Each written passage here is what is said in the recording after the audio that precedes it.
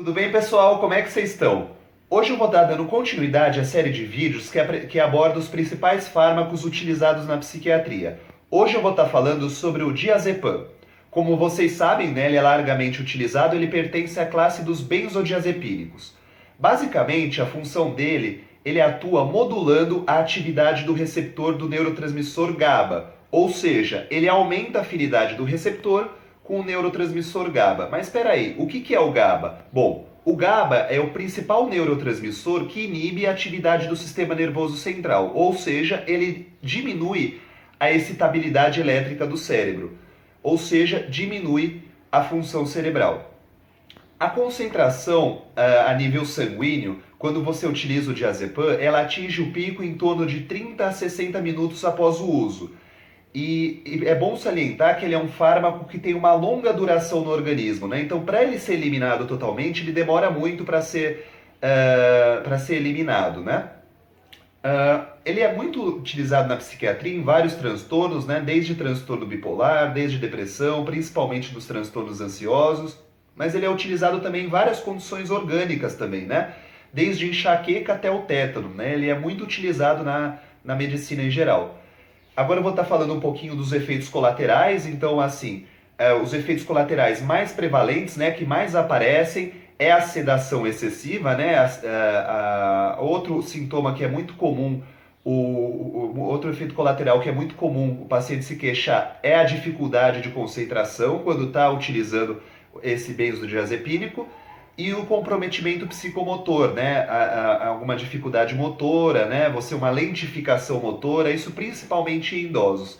É bom estar ressaltando que esse efeito sedativo, esses efeitos colaterais, eles tendem a passar nos primeiros 5 a 7 dias depois do início do uso, né? Depois tende a continuar mais o efeito ansiolítico mesmo utilizado pelo diazepam. Outra coisa que às vezes acontece é que nos primeiros dias pode gerar uma ansiedade paradoxal, ou seja, você tem um aumento da ansiedade quando era ao contrário, você tem uma diminuição da ansiedade. Isso é comum, não é comum, mas é um efeito colateral que pode acontecer nos primeiros dias. A coisa que deve ser mais salientada é em relação ao seu uso a longo prazo, né?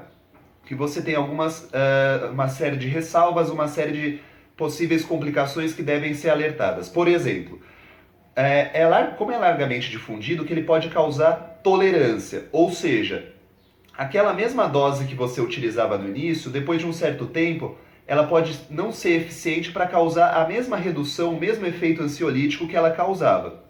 Outra questão é a dependência, né?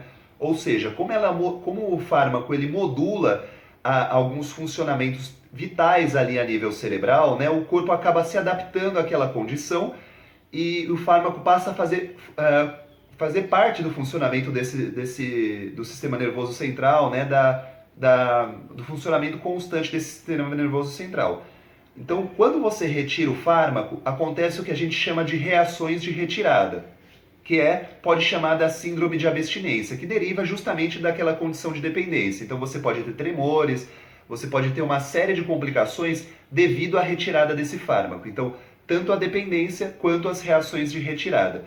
Por isso que é tão importante quando você for retirar, você fazer isso de modo gradual e você fazer acompanhado pelo seu médico. Outra questão que é muito importante é você estar seguindo exatamente o tempo de prescrição proposto pelo seu médico, né? E você não estar só trocando receita, principalmente com outro médico, porque você precisa desse fármaco, porque é importante você ter a ideia que ele causa tanto dependência quanto quando você tentar retirar ele, você pode ter uma série de problemas em relação à abstinência mesmo, em relação à questão da retirada, principalmente quando não se segue dose, não se segue o tratamento da condição adequada.